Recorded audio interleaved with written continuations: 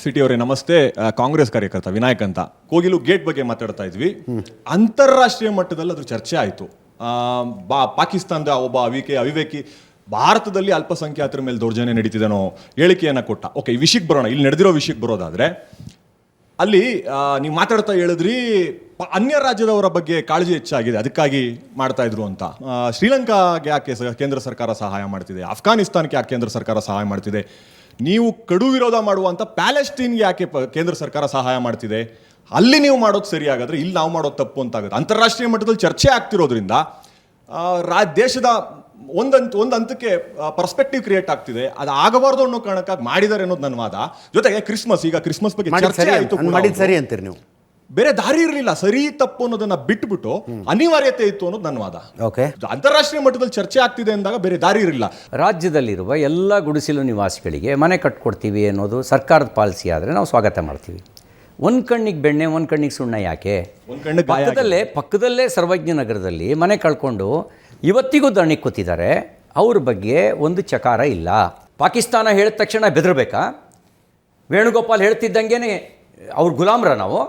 ವೇಣುಗೋಪಾಲ್ ಏನು super C ಎಮ್ಮ? ವೇಣುಗೋಪಾಲ್ ಇರ್ಬೋದು, ಕಾಂಗ್ರೆಸ್ಸಿಗೆ AICC ಮಹಾಪ್ರಧಾನ ಕಾರ್ಯದರ್ಶಿ ಇರ್ಬೋದು, ರಾಜ್ಯಕ್ಕಲ್ಲ, ಕರ್ನಾಟಕ ರಾಜ್ಯಕ್ಕಲ್ಲ. ನೀವು ಕಾಂಗ್ರೆಸ್ಸಿಂದ ಮನೆ ಕಟ್ಸ್ಕೊಡ್ತೀವಿ ಅಂತ ಹೇಳಿ, ಜಮೀರ್ದು ಜಮೀನಿದೆ, ಜಮೀನಲ್ಲಿ ಕಟ್ಸ್ಕೊಡ್ತೀವಿ ಅಂತ ಹೇಳಿ, DK ಶಿವಕುಮಾರ್ ದುಡ್ಡೊಳಗೆ ಕಟ್ಸ್ಕೊಡ್ತೀವಿ ಅಂತೇಳಿ ನಾವು ಯಾರೂ ಪ್ರಶ್ನೆ ಮಾಡಲ್ಲ. ಸರ್ಕಾರದ ಹಣ ಕೊಡಬೇಕಾದ್ರೆ ಅದಕ್ಕೊಂದು ಕಾಮನ್ ಪಾಲಿಸಿ ಇಟ್ಕೊಳ್ಳಿ.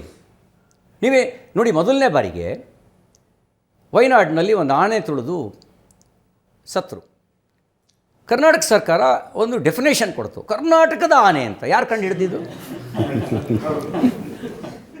ಯಾರು ಕಂಡು ಹಿಡ್ದಿದ್ರು? ಈ ಥರದ ವಿತಂಡವಾದ ಬೇಡ. ನೋಡಿ, ನಾನೊಂದು ಆರಂಭದಲ್ಲೇ ಒಂದು ಮಾತು ಹೇಳಿದೆ. ಕೊಡಗು, ಚಿಕ್ಕಮಗಳೂರು, ಹಾಸನ ಜಿಲ್ಲೆಗಳಲ್ಲಿ, ಬಹುತೇಕ ಜಿಲ್ಲೆಗಳಲ್ಲಿ ಒತ್ತುವರಿ ಅನ್ನೋದು ಒಂದು ಸ್ವಾಭಾವಿಕವಾಗಿರುವಂಥ ಪ್ರಕ್ರಿಯೆ. ಅಧಿಕೃತವಾಗಿ 2 ಎಕರೆ ರೆಕಾರ್ಡ್ ಇದ್ದರೆ 3 ಎಕರೆ ಎಂಕ್ರೋಚ್ಮೆಂಟ್ ಇರುತ್ತೆ. ಅವ್ರ ನಿರ್ದಾಕ್ಷಿಣ್ಯವಾಗಿ ಬೆಲೆ ಕೀಳಿಸ್ತೀರಿ. ಆಗಿಲ್ದಿರೋ ಮಾನವೀಯ ಕಳಕಳಿ ಇವ್ರಿಗೆ ಮಾತ್ರ ಯಾಕೆ? ನೀವು ಮಾನವೀಯ ಕಳಕಳಿ ತೋರಿಸಿ, ಕಾಮನ್ನಾಗಿ ಎಲ್ಲರಿಗೂ ತೋರಿಸಿ. ಅಲ್ಲಿ ಹಿಂದೂ ಮುಸ್ಲಿಂ ಅನ್ನೋ ಭೇದ ಭಾವ ನೋಡಬೇಡಿ.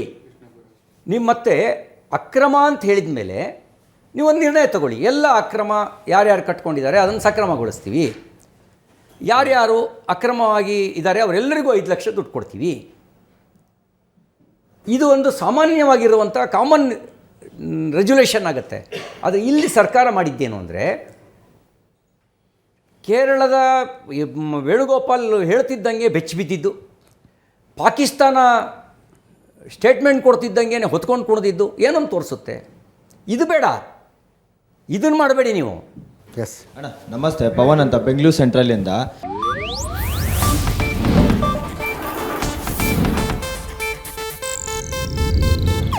ಇದು ಏಷ್ಯಾನೆಟ್ ನ್ಯೂಸ್ ನೆಟ್ವರ್ಕ್ ಪ್ರಸ್ತುತಿ.